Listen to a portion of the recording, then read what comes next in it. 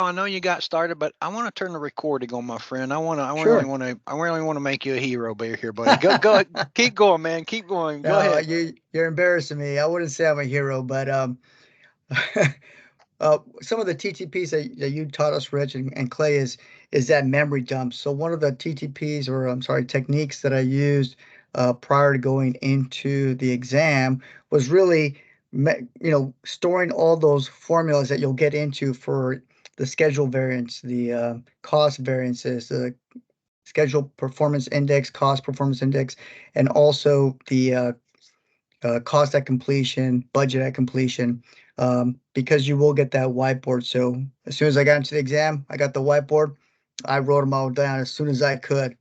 Along with that was understanding the President's Diagram Network, which shows you how to understand the critical path, identifying the critical path, calculating the critical path, as well as understanding what could affect um, the early starts, early finish, late finishes, and the slacks. So as you get along in those lessons, you'll become more familiar and start practicing with those.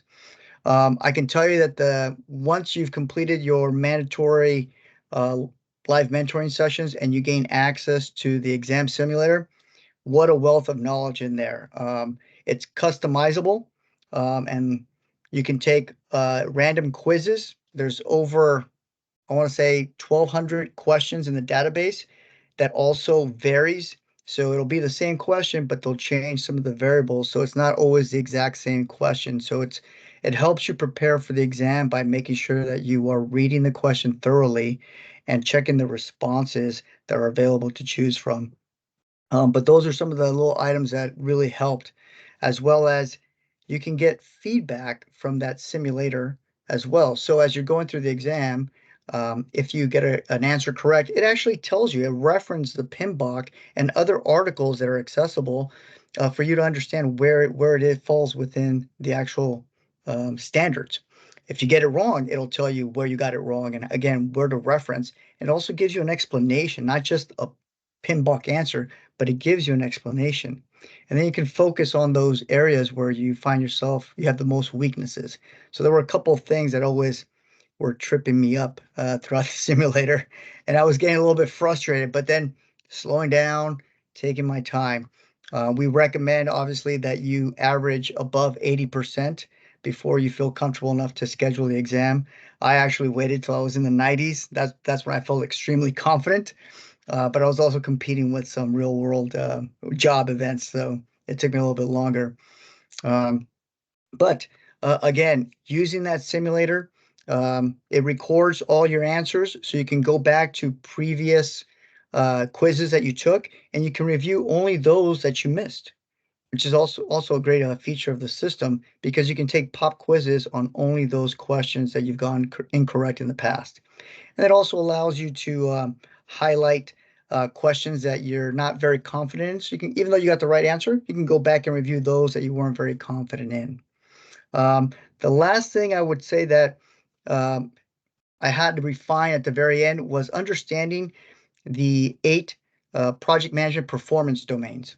I know we touch about them, talk about them at the beginning of the lessons, but understanding how the rest of these modules, where certain inputs and outputs fall within those performance domains, because a lot of the questions were asking which domain does this fall in. But if you can understand the concept, you'll see where these things fall into. And don't confuse those with, let's say, this is where I had an issue. I was confusing life cycle events with project performance domains. So, initiation phase, concept phase, execution phase, closing phase. There's very similar performance domains where the wording is almost very, very unique, but understanding what is the question actually asking for you.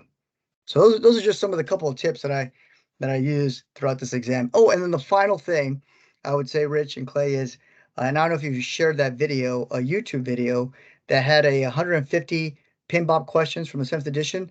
The gentleman that has the accent, that's a great background study guide to have. So put it in my earphones, doing yard work, just listening to him and understanding how he goes through the process of elimination, and explain as well where in the concepts or in the performance domains or in the PMBOK book you'll find those answers and the references. Great tool to have as well.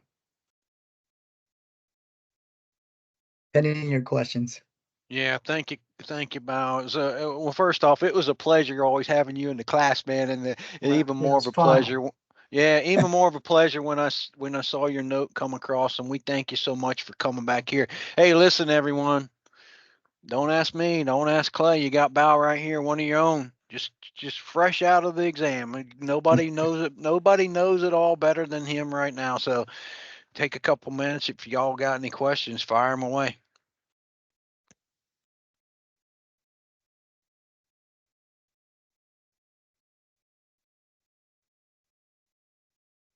Thank you. That's all I got. You guys are welcome. Yeah. All right, buddy. Listen, Bau. I thank you for so coming. much. Can't thank you enough for coming back and giving back just a few minutes, and we appreciate it. So valuable. So valuable. No, thank you all very much for having me back, and a great time in this class, and hope to keep in touch with both you gentlemen. Thank you, Bau. Thank you, Bau. Thank you. Get out of here, buddy. Go do something fun. Stop studying. Take care.